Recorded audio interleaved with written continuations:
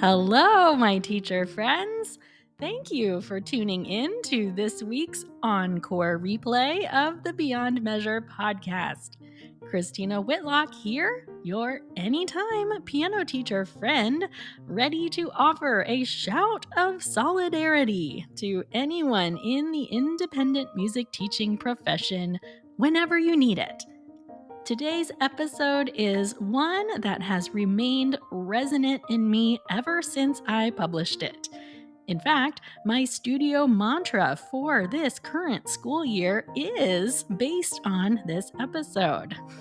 What is that mantra, you ask? Well, it's this. It has to be solid before it can be spectacular. My students have had so much fun with this year, and I'm sure we will talk more about that in the new year as well. Anyway, without further delay, I give you the encore replay of episode 41. Cheers to solid before spectacular. In full disclosure, today's episode draws very heavily on an episode from one of my podcasting role models, who is writer Emily P. Freeman. You may know Emily as the host and creator of a podcast titled The Next Right Thing. That podcast is designed for those of us who suffer from decision fatigue. That is so me, by the way. So back in the day, The Next Right Thing was the first podcast that I ever started listening to on an actual weekly basis. Of course, many more podcasts have joined my weekly listening list now, but The Next Right Thing was my first. So anyway, today I am putting my own piano teacher spin on Emily's 127th episode, which is titled, Don't Try to Be Great. Even after listening to today's episode here, I would still recommend giving hers a listen as well, because I just happen to think it's really good. So that's episode 127 of the Next Right Thing podcast. Anyway, the premise of that episode comes from author Charles Whelan in his book, 10 and a Half Things No Commencement Speaker Has Ever Said. So in that book, he tells a story of a piece of advice he received from a journalist named Phil Ponce just before filming a live interview. Charles noted that he was quite nervous, and Phil Ponce looked at him and uttered these words: "Don't try to be great, just be solid." Well, my friends, when I heard those words for the first time, don't try to be great, just be solid, I felt as though a huge spotlight had just been shined on a lifelong struggle that I never knew that I actually had. Whelan goes on to say in his book that he knew how to be solid. He knew he could do that. He knew what he was talking about. It's that whole, trying to wow your audience that gets us in trouble. And when I heard that on Emily's podcast, I just can't even begin to tell you adequately how this problem describes my personal downfalls as a musician and in a million other aspects of life. I have very high standards for myself. And I mean, that's good, right? That's part of what makes successful students, yes? And for that matter, successful teachers, same story, right? So, of course, we should all strive to be great or spectacular or whatever you want to say. But how many times does our focus on being amazing distract from the very necessary step of just being solid? I am speaking largely from my own experience here today, but I do happen to know many musicians, as well as many educators, who struggle with this same thing. For example, how many times as a performer at many different ages did I insist on playing a repertoire that was a bit beyond my abilities at the time? Well, the answer, unfortunately, is that multiple past instructors of mine will tell you that I am apparently very persuasive when I want to be, and I definitely had a way of talking them into larger repertoire than I probably should have been playing. Now, as the more informed musician that I am today, and of course, also knowing that hindsight is 2020, I see this as a definite recurring pattern in my life. And I'm talking from ages like 14 through maybe 26. Multiple teachers, multiple overassigned performances, and, the only common factor there is myself and my ambition. Well, I guess when I think about it, I was just in such a hurry to be amazing that I didn't place enough attention and enough merit on just being solid. Even aside from the actual leveling of repertoire, I think I have a strong tendency in most of my endeavors to try and slide past the solid stage and jump straight for the wow. I see this in my own practice habits, where I often want to dive right into the deepest artistic nuances of a piece before it's even fully in my fingers. Similarly, of course, we all have those students who try and bypass the solid phase of a piece. And what do? They play at tempos that are far beyond their control, right? Same old story. Instead of continually harping on students to, quote, slow down or, quote, play steady, try encouraging them to play at a tempo that allows them to feel solid or sturdy. Those are two words that I tend to have great success with: solid and sturdy. As performers, I believe that we all need to spend more time in phases that allow us to feel solid. Have you ever purposely performed a piece at a notably slower tempo just to experience what it feels like to nail everything you want? I was encouraged to do this in graduate school for a studio performance class, and I was mind blown at how good it actually felt. Our brains and our bodies respond very favorably to being able to say that we executed every single thing we'd hoped for, regardless of whether or not we were completely up to tempo or not. It feels good to do everything the way you wanted to do it. I'm sure I'm preaching to the choir here, of course, but if that's the case, I just want to add fuel to your fire today that encouraging our students to practice to a point where pieces feel stable is what we all need to do more often. It's like trying to deep clean your kitchen while there's still piles of junk all over the counters. You can't even get to what needs cleaning until you clear up the stuff. It doesn't matter what kind of furniture you have in your living room or what's hanging on the walls, because Better Homes and Gardens is never going to come photograph your space if the room is a mess. So, yes, musicians need this reminder. Whatever stage of the game you're in, I think we all need it. But now let's talk about teachers. Do you ever feel like you are so caught up in trying to be a notably impressive teacher that you get off track in your actual teaching? I happen to think this happens a lot. Friends, you should know by now that I absolutely love the variety of resources and materials that are available to us as music teachers. Like, I love them, and I buy a lot of them.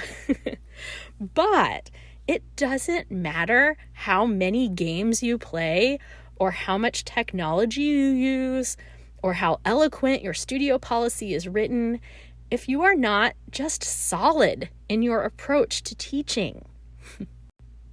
Have you ever found yourself beholden to a specific method series or a teaching philosophy?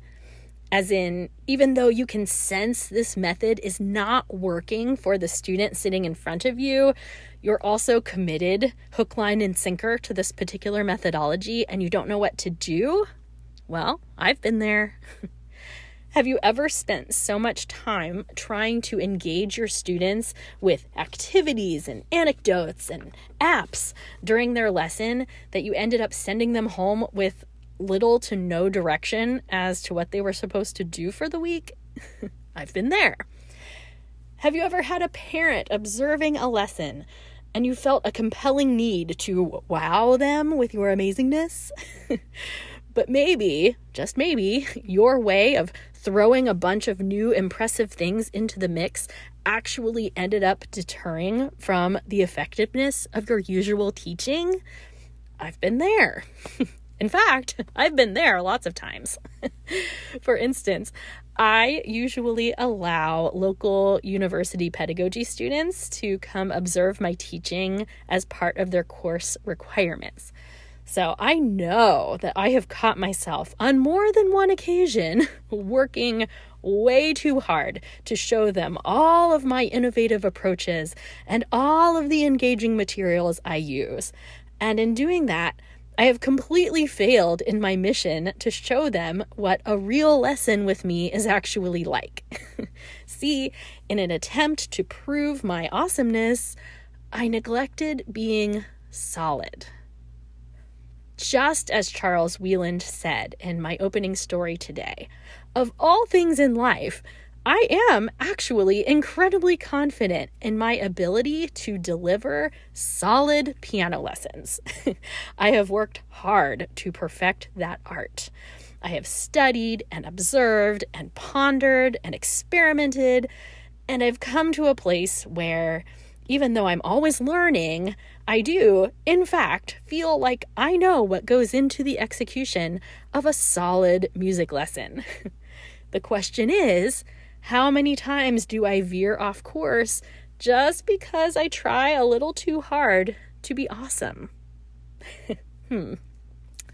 All suffice to say, the incredible number of activities and supplements that we have available to us as teachers in today's age, I mean, it's so beneficial to us, right?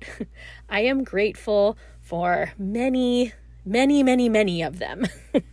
But if you are ever focused more on the next great piece of technology, or the next publication by a certain composer, or whatever it may be, if you are ever more focused on any one of those things, more than you are focused on the student sitting in front of you, and the simple question of, hey, how can I make this person a better musician today?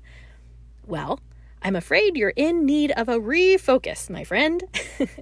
I dare say you need to focus on being solid. Less attention on being fantastic, more focus on being solid. Solid is good. Of course, in the lesson setting, it should also be noted that any amount of excess attention you are giving to how others are perceiving you, whether it be obsessing over what your student thinks of you or what their family thinks of you, well, all of that attention is heading in the wrong direction. Your attention needs to be focused on your student and their musical progress. If you're busy thinking about you, well, I guess I'll borrow a quote from episode 24, where I used my husband's terrific Dr. Phil impression, "It ain't about you." the concept of seeking solid before spectacular can apply to many aspects of life. I see it in myself when I build presentations to give to other music teacher groups. Strange but true, little behind the scenes information for you here. I cannot build content for a session until I get my slideshow theme and overall visual aesthetic of the presentation established. Now, I don't know if that's really bad or not because it all works out in the end, but I do think it speaks to the fact that I often prioritize looking impressive before I'm even able just to build solid content. Again, fortunately, it all works out, but that part of my process just fascinates me a little bit. Anyway, before we get too off track, can we just all agree that it is oh so important for us as educators and as musicians to focus on being solid before we worry about being spectacular? Furthermore, can we agree this is a very important step to be reinforcing for our students? Think about this for a moment. Do you feel like your teachers growing up emphasized this need to be solid before you worried about being amazing?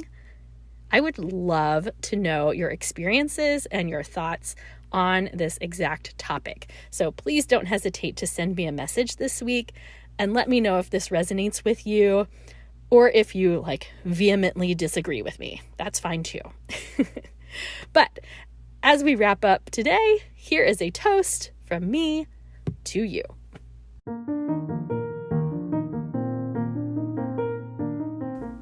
Music teacher friends of the world, we know that we carry responsibilities of teaching our students concepts far beyond the music to help them become successful contributors to the world around them. May none of us, as educators or as musicians ourselves, be tempted this week to sidestep the importance of being solid as we seek out higher descriptors. May we all look inside of ourselves and search for potential shortcomings, so when we seek to improve our efforts in this profession, we might truly improve the aspects that need it and not what doesn't. As the saying goes, if it ain't broke, don't fix it, right? And since I'm here using the word ain't, I'll offer up one more reminder that in the end, it ain't about us. It's about the students. Always. Cheers to you, my student-centered teacher friends. Hear, hear.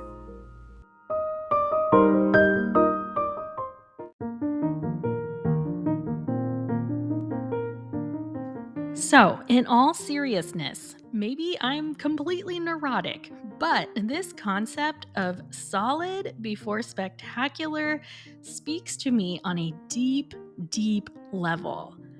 I'm sure that there are some of you out there who don't struggle with this, in which case, try not to write me off as a total crazy person.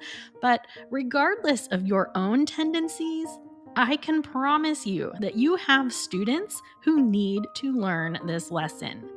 You have students who want so desperately to please you and to wow you that they are likely sidestepping some very important things. So, even saying that statement, I can just picture my 14-year-old self who is so desperate to impress everyone and so afraid of being mediocre, when I likely would have accomplished more had I just been able to focus more on being solid first. Just a quick reminder, if you are interested in a first steps guide to evaluating the solidity of your own teaching, I would strongly recommend you check out my newest resource. It's called Making the Most of Your Chosen Method, and it is priced at only $15 for the month of November, and then the price is going to double. You get a 25-minute video and what I consider to be the most valuable exercise a teacher of elementary students can find. It is not piano specific, so it applies to teachers of all instruments and disciplines. And you can check out christinawhitlock.com/methods for more information. You can also find information in the show notes for today's episode, which are found at christinawhitlock.com/replay041. Okay, friends, until next week, onward and upward as you pursue solid goals.